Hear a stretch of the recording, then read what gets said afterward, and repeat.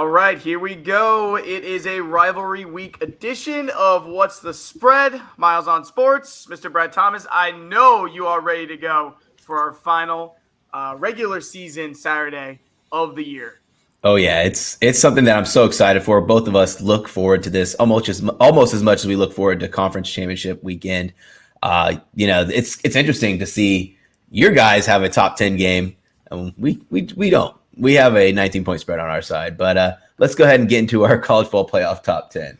Yes, sir. The committee really shook up the rankings. I've got to say, I mean, we've kind of been talking about this throughout the season, but we really haven't seen this much movement in the college football playoff rankings, maybe ever, this late in the season, where so many teams still have a chance at this thing. Yeah. It's wild, even right now, going into the final, regular season Saturday of the weekend. Now, we've got some matchups where a couple of teams are going to get eliminated, and then we're still going to have, most likely still going to have just a jumble for conference championship weekend. I will go ahead and start with my 10 through 7.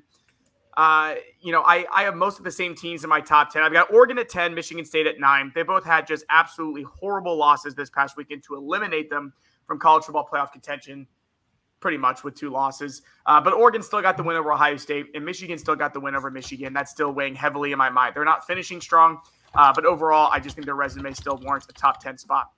At number 8, I've got Notre Dame. The committee really putting Notre Dame in a position where if they finish this thing 11-1 and then sit with a bye week in conference championship, that's probably all they have to do to make the playoff when you really think about it. And I don't know how I feel about that, but I got Notre Dame still down at number 8. And then I've got Cincinnati up there at number 7. I still don't have them in my first 2 out or in my top 4. Cincinnati, I'm worried about them. I mean, the committee ranked Houston number 24, trying to give Cincinnati a top 25 win when they play that American championship game. I still don't know if it's going to be enough when all is said and done, but it'll be interesting to see how it shakes out. So who do you got in your 10 through 7? My 10 through 7, number 10, I have Oregon. It was a tough one for me between Ole Miss and Oregon, who was going to get that spot there.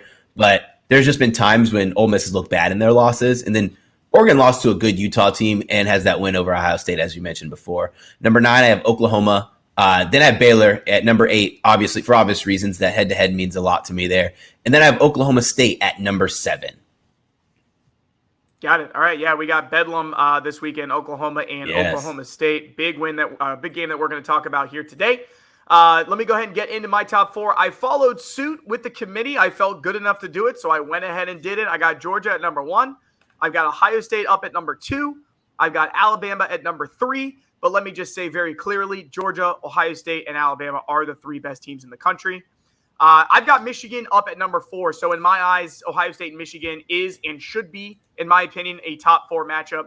I think that Michigan passes the eye test, and they have the resume playing in the Big Ten East with only that 1 loss to Michigan State on the road. I think that they should be ranked ahead of Cincinnati, but I digress about that. I've talked about it too much. And then I've got my first 2 out. Pretty simple. I've got Oklahoma State at number 5 and Oklahoma at number 6.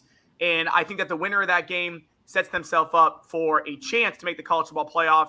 If you win that game and then win the Big 12 championship, I think there's just no doubt that Big 12 that 1-loss Big 12 champion should get in over a Cincinnati. So those are my first 2 out. Our top 4 is exactly the same. I have Georgia number 1, Ohio State number 2, and I've gone on Twitter and even mentioned that it's hard not to have Ohio State at number 2. You just want to see how they're dismantling teams now. Alabama at number 3, and I'm not knocking Alabama down.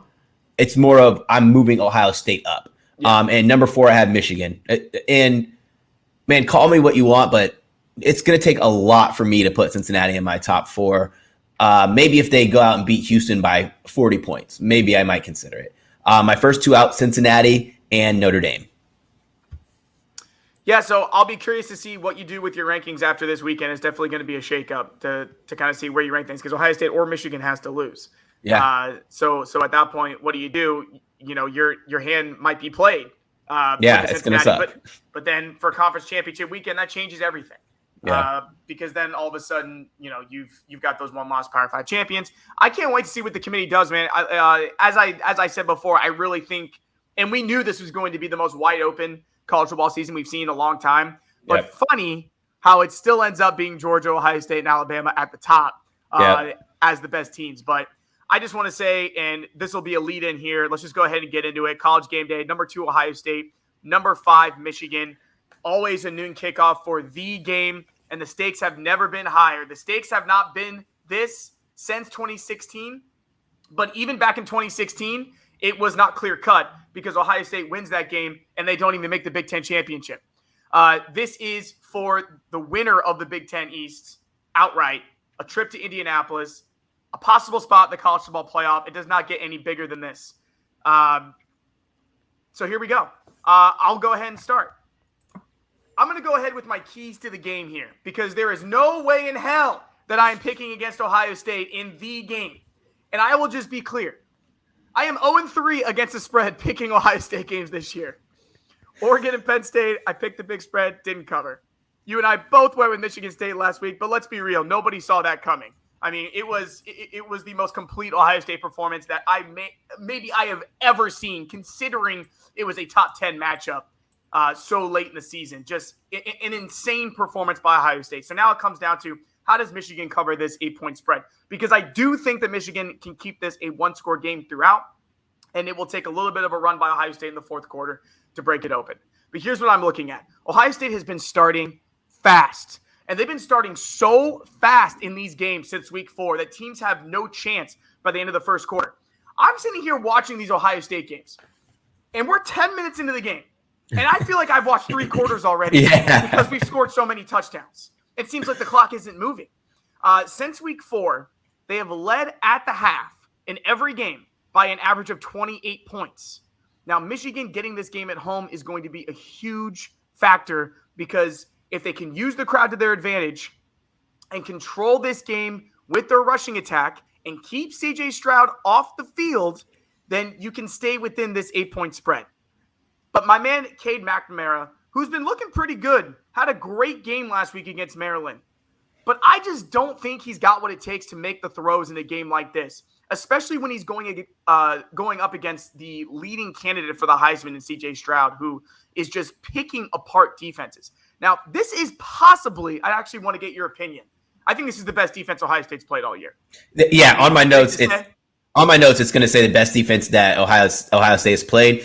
But I have one very important note that I wrote down before I even started breaking down this game. CJ Stroud equals baller. I don't think that Michigan will have the offensive firepower to make this a track meet, because Ohio State is going to be out there running and gunning with CJ Stroud. I'm going to go ahead and tell you, I predicted this to be like a 9.5-point win for Ohio State, if that's where I put my margin of victory at, and that's inside the 8 number. The hardest part about handicapping is we all get so consumed by trends where, I could tell you a million trends that make Michigan the bet that you have to make. This is the 11th time that the teams have been, that this match has been a top 5 matchup. Michigan is 3-1-1 at home in those games. Michigan in their last 7 games, 6-1 against the spread. The underdog in this game is 5-2 against the spread in the last 7. Those are important, and I think that's more important when they're actually setting the line than how the game will actually play out. We already know the big house is going to be bumping, but you have to look at what we're seeing from Ohio State, and it's one of the most scary offenses. And last week, the defense showed up too. And if they can continue to keep putting that together, they're going to cruise right into the college football playoffs, cruise right into the championship, because until you can give C.J. Stroud some adversity, like even in that Purdue game, he hadn't had any adversity in that game. He was balling throughout. It's going to be hard for an offense like Michigan's. Now, if Michigan had a complementary offense to their defense, I think it would be a little bit closer, but I still have this at a 9.5 point victory as a large margin victory. So I'm going to have to go Ohio State. And if I'm wrong, you guys can DM me and tell me how much I suck, but I have to go with what's on paper. And paper is telling me that this is a 9-10 point victory by Ohio State. Yeah, and I give hats off to Jim Harbaugh for finally listening to What's the Spread when we've been talking about him for years and getting back to Harbaugh football. And I respect him for doing that, because I said that's what it was going to take to get this program back on track. But at the end of the day, to me, getting the Michigan program back on track was doing exactly what they're doing, 10-win seasons. Yeah, I think that's the ceiling right now for this Michigan program. I do not think this is the time that Jim Harbaugh beats Ohio State. I mean, if you've been just watching Ohio State's offense, even with a great defense from Michigan, I mean, they've got to find a way to hold this Ohio State offense to 30 points. Yeah. I mean, if they're going to win this game, if Ohio State gets into the 40s, it's over. So for Ohio State, what it's going to come down to is it's going to come down to the red zone play, which not in the last 2 weeks, but throughout the season, at times the red zone play for Ohio State has been an issue. They're going to have to convert on 3rd and short. They're going to have to move those chains. I am afraid of the crowd because I think it's going to make a huge difference in this football game. I mean, there's just a big difference when you've got an Ohio State-Michigan game. And I don't remember the last time that Michigan had a home Ohio State-Michigan game where they had a chance to go to the Big Ten championship. Yeah. So it's a big deal for them. And this Michigan team, they had a really impressive performance last week too. Now, it was against Maryland, but you and I have been saying for weeks, Michigan has been looking the part. They've been looking the part of a top 4 team. Yeah, listen, this is going to tell you a lot, everything you need to know. Ohio State's team total is set at 37.5, where Michigan's is set at 25.5. Why would a bookmaker make Michigan team total 10 points lower than Ohio State's? The bookmakers, everything you need to know is inside the line. Sometimes we just have to dig a little deeper. And I probably will back that Ohio State team total as much as I really don't want to. I think that they're going to, I don't like backing big team totals on the road, but I think that this is going to be a very high scoring game from Ohio State. Correct me if I'm wrong, but I think it's the overs 5-0 or 6-0 in the last 6 meetings between the two teams. We score points against each other. There are no longer defensive battles in this matchup. And as you said, especially if that happens again, Michigan can't keep up in a trend. No. They're going to have to find a way to limit possessions and force some turnovers. But one more thing I'll say about Ohio State too is that, I mentioned this in the preseason, and early on it wasn't looking great. But this Ohio State team right now is looking even more of the part than what I thought that I was going to see. And what I said about Ohio State when I picked them to win the national championship, I said they had the formula of recent college football champions, because you win national championships not just with offense, but you do it with a elite receiving core and a receiver or a quarterback who knows how to find those receivers. We saw it with Alabama in 2020. We saw it with LSU in 2019. That's what it takes to run college football right now. And the fact that Ohio State is finding their stride so late in the season, everybody else should be very worried about this offense. Especially I totally agree. And so I'm sad because I have so many friends that, live in Ann Arbor and live in Metro Detroit. And I'm just sorry, guys, I'm picking against you. Whatever. You're my boy, too. So at least not everyone can be happy. The next game we're going to talk about is a game I'm always excited about. Number 3, Alabama Crimson Tide taking on Auburn.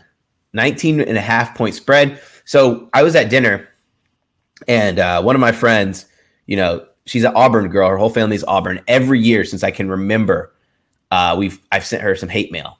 I don't care if it was MySpace to Facebook. She goes, Brad, you haven't sent one piece of hate mail all week. And I was like, well, I'm going to save one. I'm only going to send one because you guys are down in the dumps. You guys lost Bo Nix. Now you're dealing with TJ Finley and against an Alabama team that has an opportunity to run you guys out of the building at your home stadium. However, I'm backing Auburn plus 19.5. I backed Arkansas last week, and it was a couple things that brought me to Arkansas that are very similar to what's going to bring me to Auburn. TJ Finley is going to be able to do just enough to keep this into that 14-point range. Alabama 1-4 against the spread versus a team with the wing on the road versus a team with the winning record. If anybody watched that Arkansas game, it reminded me a lot of Florida, where the defense was just kind of coasting. They were the offense has this game in hand, and Arkansas was able to keep close. I think that can happen with Auburn, and anybody who knows the Iron Bowl, the home team always covers the spread. Doesn't matter if they win or lose. And now you're giving me 20 points, just about 20 points.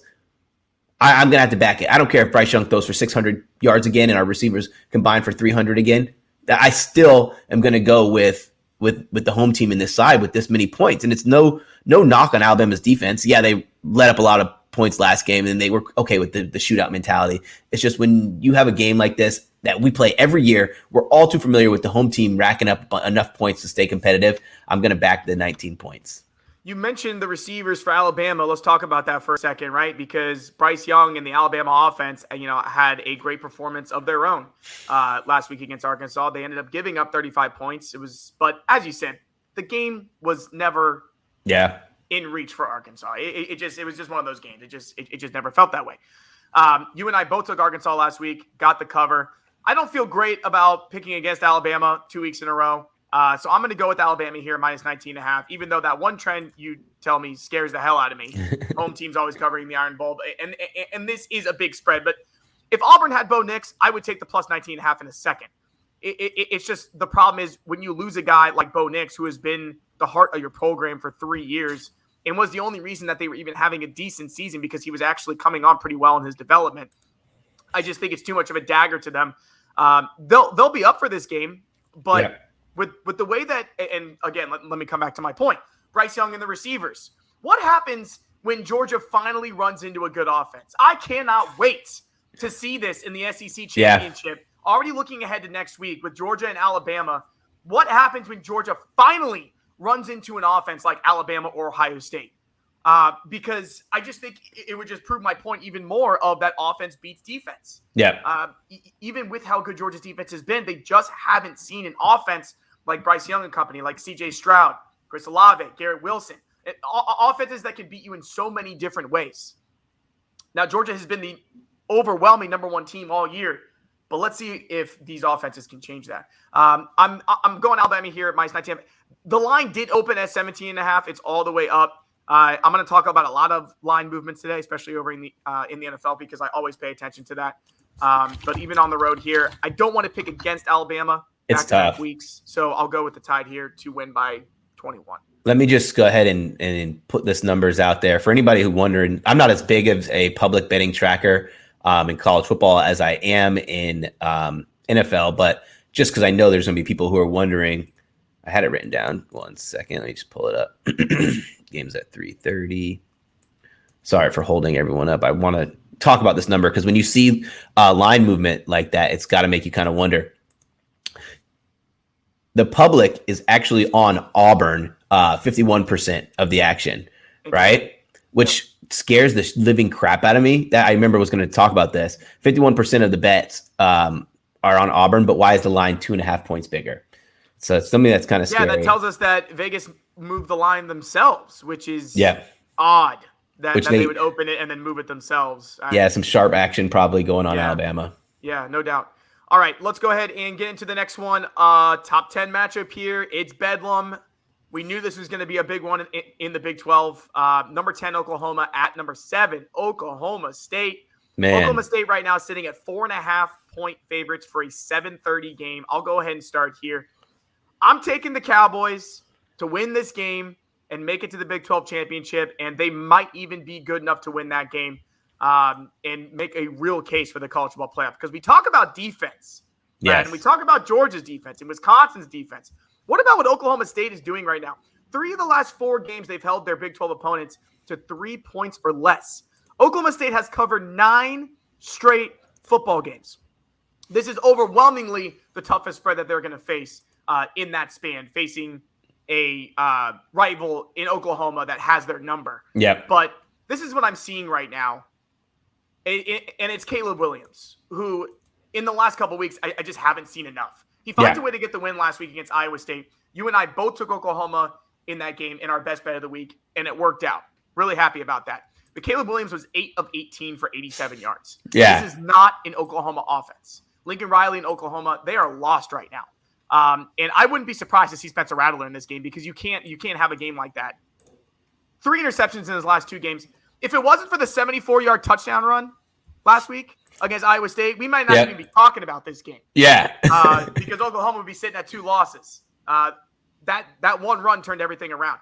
Additionally, the line opened at Oklahoma State -1. So a lot of action here on the Cowboys. But I'm still going with Oklahoma State because of their defense. I don't see how Oklahoma State is going to score enough points in this game on the road. Tell me if I'm wrong. I'm on Oklahoma State. Listen, in their last 4 matches, they won by an average of 35 points in games they played.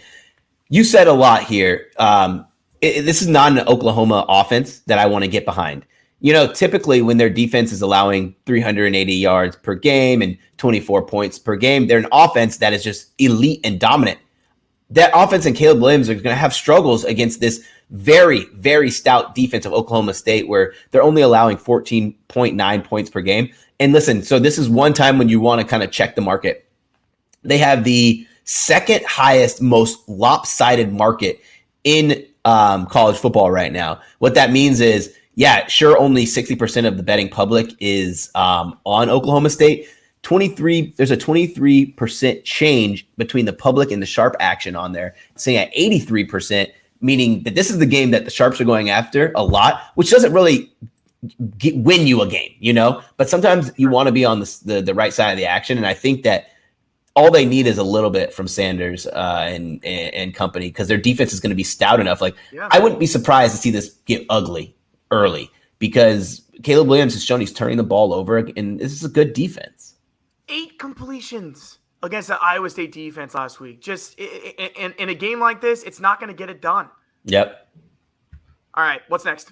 Next, we have number 9, Ole Miss Rebels taking on Mississippi State. The Bulldogs are a 1.5-point favorite. Guys, listen to this. I'm going to tell you, I'm going right back to my theory. We have a top 10 team who is getting points. I'm taking Mississippi State. The Mike Leach offense is finally starting to work. Listen, I was at the Mississippi State-Alabama game, and I told you for a total of 10 minutes, I was afraid the whole time. And, we're not going to have to sit here and compare the Ole Miss defense to the Alabama defense. But this Mississippi State team, you can see, oh, boy, 5-0 against the spread in their last 5. My first note I wrote down, Will Rogers has been playing like a man possessed. Last 5, they've only lost 1 game. They've covered in all of them. And Rogers out here throwing for 500 yards, 6 touchdowns, and they're winning with good, fun football. I think they should have won that Arkansas game where they lost 31-28. But, they beat a pretty good Kentucky team 31-17. And this is a defensive Kentucky team. They stormed back and beat Auburn, scoring something like 35 unanswered points. It just took some time for this sophomore quarterback to get acquainted with this Mike Leach system, and it's worked for him. And it's crazy that we have to face him another year because he's not even draft eligible. I don't have too much negative to say about Ole Miss, but let's put it this way.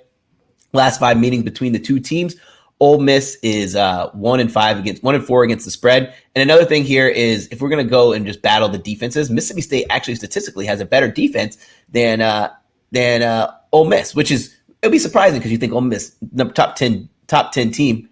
I'm going and backing the Bulldogs at home. Oh yeah, Mississippi State, definitely the hot hand here. And before I make my pick, I will say I backed Mississippi State on this podcast against Texas A&M. Yes, they got a nice little backdoor cover.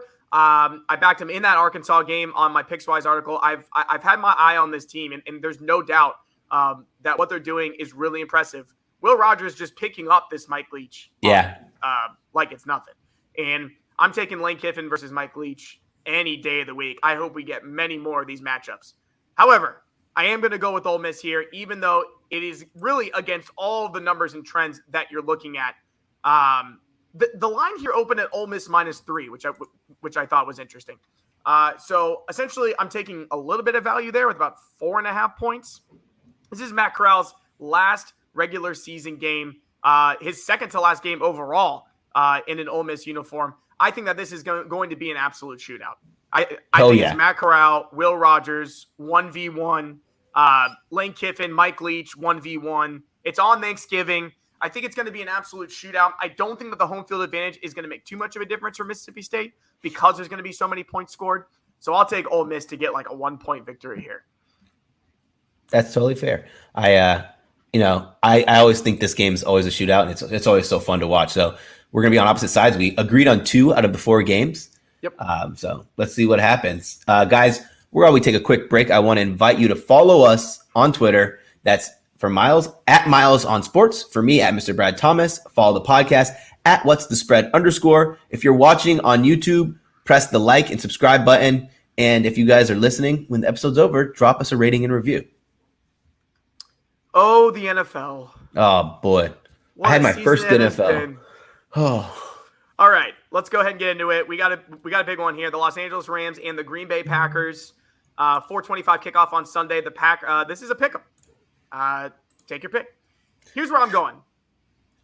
Packers lose last week 34-31 to the Vikings. But what I wrote down here was there's nothing wrong with Aaron Rodgers. He threw for 385 yards, 4 touchdowns, and 0 interceptions. And there's too many question marks on the Los Angeles Rams offense right now for me to pick them in this game on the road, especially when I only need the Green Bay Packers to win. I'm looking for Aaron Rodgers and the Packers to get a big home victory here. Again, the Rams are coming off a bye week, but they lose Robert Woods for the season. What are we doing with OBJ? Stafford doesn't look the same. They've had a couple tough games. But the fact that Aaron Rodgers just balled out last week and it really wasn't on him at the end of the day leads me to believe that he can find a way to get a win here at home. I'm going to go ahead and say this since we're on this game and people who are watching. I have added Jonathan Taylor to my MVP bet, half a unit at plus 2,000. I think there's something eerily wrong with Matthew Stafford. And I think that if Josh Allen continues to play more and more top 10 defenses, he's going to struggle, leaving the room open for Jonathan Taylor. However, let me get back to the Rams. I've backed the Rams 4 weeks in a row, Miles. I've lost 4 weeks in a row. And, I'm going back to the Rams. Public on the Packers here. I'll go fade the public for a big game like this. I think that Aaron Rodgers, I don't even know what to call it. I can't call it rust because he's putting up the numbers, but there's just something about this Packers team that hasn't been sitting right with me, where I think that you look on paper, you're like, there's nothing really wrong with them.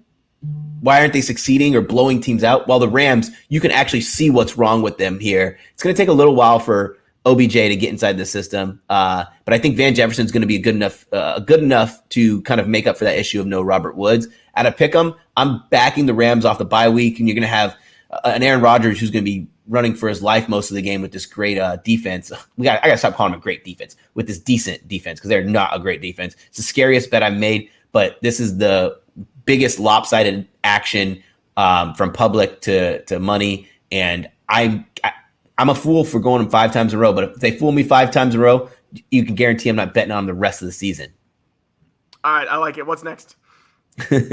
Up next, we have a game that I've been torn on back and forth. The Tennessee Titans at the New England Patriots. Patriots are 6.5 point favorite. I'll kick this one off. I was back and forth on this, and man, I'm gonna have to do it, man. I'm gonna have to lay the points with the Patriots. Listen, I don't like laying 6 points, 7 points because it's 6.5, and especially in the NFL. But when you just look at the body of work this Patriots team has gone through, outside of that Chargers game, they have been blowing teams out 24-6 to the Panthers, 45-7 against the Browns. They shut out the Falcons 25-0. And, I'm a very big believer in defensive and offensive efficiency ratings more than I am total points and total score. Well, this New England Patriots team is number 2 in DOVA for defense, and both the teams are right around the middle of the pack for offense. Well, you go to the Rams teams that are ranked 12th in DOVA. They struggled without Derrick Henry. Even in that win when they beat the Rams, that was their defense that did everything. They almost lost to the Saints, and then they lost their last game to the Texans. Was god awful. I was kind of like mind saying that the Titans would struggle without Derrick Henry. I didn't realize it was going to be this bad. And the Patriots are the hottest team in football right now. So I'm backing the Patriots, even though I'm laying 6.5 and I hate it. I got to do it, Miles. Yeah, the line here open at Patriots minus 2.5. It's all the way up to 6.5. I'm also on the New England Patriots. And when I thought about it a little bit and did some digging, this was actually a pretty easy pick for me, Brad. When you look, and I do want to say this is not an overreaction to the Titans' loss last week to the Texans because, as you mentioned, they're coming off wins without Derrick Henry. But you look a little farther into those games, what was Tannehill really doing? I mean, he throws 4 picks against the Texans last week. Yeah. What are the Patriots going to do to him this week? The Patriots are only allowing 169.6 passing yards per game. And the Titans don't have a running game, and they got to rely on Ryan Tannehill and also an A.J. Brown who's had, 2 good games this year? Yep. There's good reason that this line is moving. The Patriots are the hottest team in football, more specifically, the hottest defense in football. But hats off to Mac Jones for being just not making mistakes, being a really solid rookie quarterback and realizing in working with the pieces that he has around him. So when you really look into this game, it's hard to say why you're going to take the Titans here. There's just too much on paper. Now, you could say it for the value with the line opening at 2.5, but New England 4-0 against the spread in their last 4 games as a favorite. And I just think that defense is just going to give Tannehill fits. So I got New England. That's fair enough for me. I'm glad we're on the same side with that one because I went back and forth quite a while. The next game, we have my Tampa Bay Buccaneers, 3-point favorite, traveling to Indianapolis Colts. I want you to kick this off because I know where I'm going, and I might sound crazy, but I gotta do it. So Colts obviously looked great last week. I mean, there's no doubt. You mentioned Jonathan Taylor, could be an MVP, just tore up the Buffalo Bills. It was such an impressive performance. Buccaneers here are -3 on the road. Tampa Bay, I'm picking Tampa Bay to win this game. And with the -3, I feel like all I need is a win. But again, this is me not overreacting to the Colts' performance last week and more so going with what do we have in this matchup right now? First of all, we have a Tom Brady team in Tampa Bay who really needs a big win like this right now. So I'll back Tom Brady instead of Carson Wentz. The Tampa Bay defense is only allowing 78.4 rushing yards per game. They'll be able to slow down Jonathan Taylor just a little bit, whereas other teams haven't been able to do that. But Tampa Bay, sneaky, has a really good rush defense. Yes. And here's the thing. If you can just slow Taylor down just a little bit, and then you're only dealing with Carson Wentz on 3rd and 5 and 3rd and 6, then it's a win. I'm going with Tampa Bay here. I'm going to back Tom Brady. Glad you said that. I'm going with Tampa Bay. Even though Tampa Bay is 0-6 against the spread in their last 6 as a road favorite. First, let me explain my Jonathan Taylor pick. Yeah. It's always odd to back an MVP candidate when they're about to go up against a very tough run defense. I think this is a game where Jonathan Taylor will have the ability to get 50-plus receiving yards with about 4 to 4.5 catches, because what teams have been doing against Tampa Bay is they've been trying to use their skill players, if they have a skilled running back, more in the passing game because they know they can't run up the middle. Huge letdown spot for the Colts. You know, we know the Colts have been playing really good football, but for Tampa Bay, it's about getting back on track. I don't think that Carson Wentz is a sharp enough quarterback to handle pressure. And you know, it's going to take a lot for this Colts team to kind of slow down the pass rush of the Tampa Bay Buccaneers.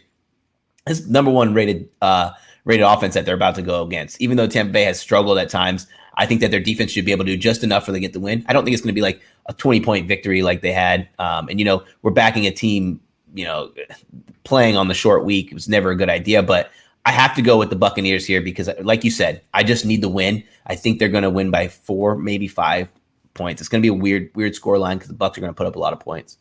Yeah, for me, it's just who's going to win the game. I think Tom Brady and Tampa finds a way to win a big game here, especially with a hot Colts team. And I would expect more money to go on the Colts when all is said and done, just because of how they looked last week. But we'll see what happens there. All right, let's go ahead and wrap it up with Thursday Night Football on Thanksgiving night. We got the Buffalo Bills at the New Orleans Saints. Bills are 6.5-point favorites here at the Superdome. I don't want to make a pick for this game. I'm going to throw it to you. I want to see where you're leaning. Listen, so I said this on Bankroll Blitz. The Bills have struggled against top 10 defenses all season. Trevor Siemian might be the luckiest quarterback to be covering these games, and I'm going to go ahead and take that the primetime dog here with 6.5 points. I'm taking the New Orleans Saints, and there's a lot of signs that are riding with the Bills, but this was going to be an Operation Fade pick for me with the Saints. Instead, I'm giving it out on this podcast until the Bills can figure out, and it's more Brian Daboll, like how to figure out Josh Allen to be comfortable against elite defenses. They're going to struggle. Last week, they played against a top 10 defense being number 10 ranked defense. Now they're going against the Saints, who's ranked like number 4. So what are they going to do? You know, defense is going to win out when you have a quarterback that's struggled against good defenses. Another reason I'm leading to the Jonathan Taylor pick, because if Josh Allen loses 1 or 2 more games this season, he's going to be in a lot of trouble. And everyone on this podcast, I hope you guys remember who I picked to win the AFC East. It was the New England Patriots, and I almost ripped that ticket up, but it's looking a lot better now. The Buffalo Bills, what we've seen of them, I think is real. And what I mean by that is I think there are actual concerns on this Buffalo Bills team. So the fact that this line opened at -3 and it's all the way up to -6.5, and you got the New Orleans Saints at home. The Saints are 8-1-1 against the spread in their last 10 as a home dog, and that is absolutely because of the Super. I don't care who's at quarterback. Yeah. It's because of the home crowd. I'm also going with the Saints here. I didn't want to do it because I backed the Saints last week, and they looked absolutely horrible against the Eagles. They have come through for me before this year on the podcast, but it's just too much value for me here. With the Bills already opening at -3, and then the line going all the way up to 6.5, and you're giving me a primetime game on Thanksgiving night at the Superdome, and you're giving me the trends. Jonathan Taylor ripped up this New Orleans or the Buffalo Bills defense. Yes, 264 yards and 5 touchdowns. I'm not and listen, Kamara has been ruled out for this game, and that hurts. But the Saints have got to be able to. It's like you said, Trevor Siemian. I don't know what this guy's doing, but he's been finding a way to cover his press. As bad as they looked last week, and they lose by 11, but they did enough in the second half where it was like, are they going to get a backdoor? Yeah. I mean, it was so close. They're just, and then they get the backdoor cover against the Titans the week before. I've gotten the Saints to cover for me against the Bucs earlier in the season. So now you're giving me this primetime game at home with 6.5 points. I'll go ahead and take the Saints. Absolutely. I'm glad we're on the same sides. Man, we agreed on a lot. Was that 3 out of 4 in NFL? Yeah, I think so. Yeah, we agreed on 3 out of 4. Well, guys, thank you so much for listening to this episode of What's the Spread? Be sure to download the podcast on iTunes, Stitcher, or however else you get your podcast. Have a wonderful Thanksgiving. And, man, let's win some bets. I hope the Buckeyes crush. I hope Alabama crushes. And we just continue to win for the rest of the season.